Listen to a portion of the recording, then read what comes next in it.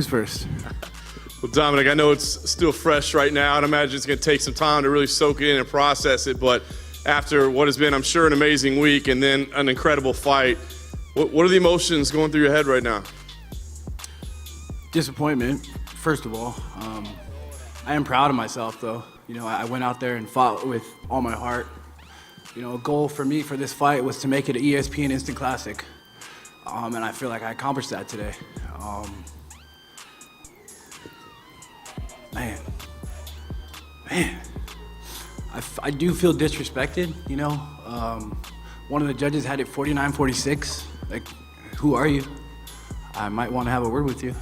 But other than that, man, I know I won that fight. I know I won that fight. I was in that fight. I don't have to watch the replay. I was there. I made John Jones look like just a man. I brought the fight to him, and man, just a fucking man. Talk about as the fight was playing out. I mean, you did exactly what you said you were going to do, right? I mean, you laid the game plan out and you executed it from the opening bell. So I mean, as the fight is playing out and the rounds are playing out, I mean, are you starting to say to yourself like, oh my God, this is a reality? Like, I can't believe this is happening. Round one went exactly how I thought it was gonna go, and it was a little bit trippy. I was like, whoa, like, this is going exactly how I thought it was. Like, heck yeah, like, it's one of those things, you know, I don't have like all kinds of big coaches and all this. I don't train at a big gym, you know. I kind of just work in the dark. I kind of work just in the basement in a sense, you know, and this is for me, this is a huge validation, you know. It's my very first time going 5 rounds in my entire career against John Jones, who is arguably the greatest of all time. And I put it on him. You know, I took it to him. Man, I feel like I'm the people's champ. I think you even said that you think you gave him the last 2 rounds, but you think you gave yourself the first 3. Is that the way you scored it? Yeah, 3-2 or 4-1. It could have been either of those. I truly believe that. I'm not even just saying that. I mean, look at the numbers. Look at how the fight played out. Will you push for a rematch? I mean, you know, this was, like you said, you pushed John to the limit. I think you're a name that some people didn't know. Will you push in your next fight to have this one again? Yeah, I definitely would like a rematch. I mean, I won, but and it was very controversial. It wasn't like he blew me out of the water and I was like cowering in the corner and, you know, sitting on my butt like, don't hurt me. Like, no, I was bringing it to him, you know. But I'm gonna go home, rest up, you know, maybe go on vacation, sit on a beach somewhere, and figure out what's next. You know, sit down, talk with Dana, and figure out my future. No matter what, I showed who I am, and I think very many people can respect that. Hey Dom, to your left over here. Dana just left. Did you see him on the way out? Did you talk to him at all? Yeah, we talked in the locker room. Want to tell us about what? He said, "You're the man, kid." He said, "I'm proud of you." And if it's any consolation, you're the future of the UFC, light heavyweight division. And how did that make you feel? Extremely proud. I mean, I've been in the UFC for 2.5 years. That was only my 13th fight, my first time ever going 5 rounds, you know? And for Dana to say that to me, you know, it means a tremendous amount. Times I saw you were kind of batting down his lead hand. Was that because he had the fingers extended? Well, a couple of times I punched his fingers.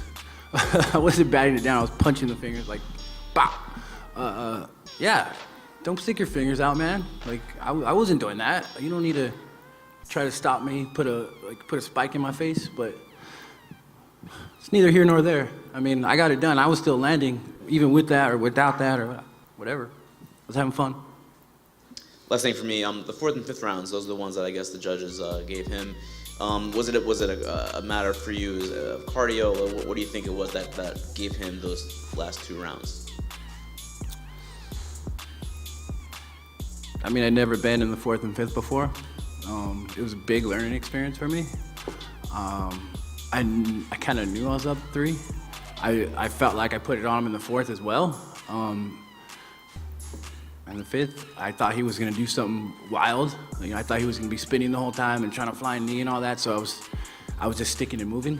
But it is what it is. Dominick, right here.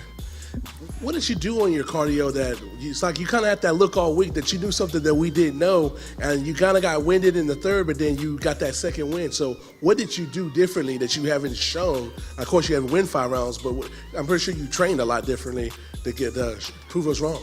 Yeah, to be 100% honest with you, man, I hit the streets. I hit the streets hard. I usually do like a MMA style conditioning where it's like a program where you have all these set workouts, treadmill sprints, et cetera.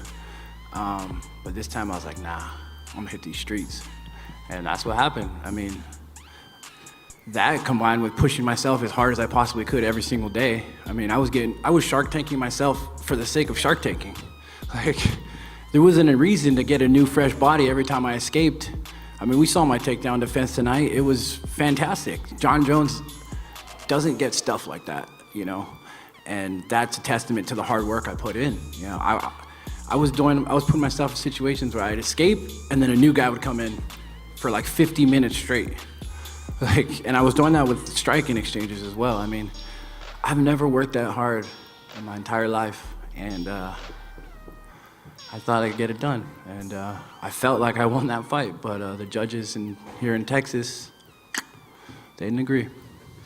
We talked about earlier this week about taking chances and not being a sparring partner. After going 25 minutes and taking chances, do you think you can beat John without them taking those crazy chances now that you've been in the octagon with him?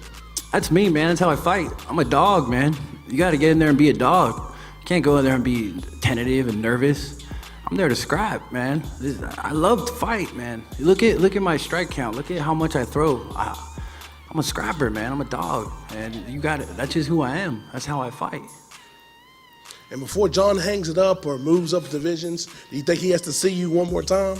I'd like to fight him again. He at the very end of everything, he was like, "Dude, you're the real deal." Like, I did not expect that from you. I'm like, I know. Like, saw it in your face, but he said when we rematch, it's gonna be epic. So.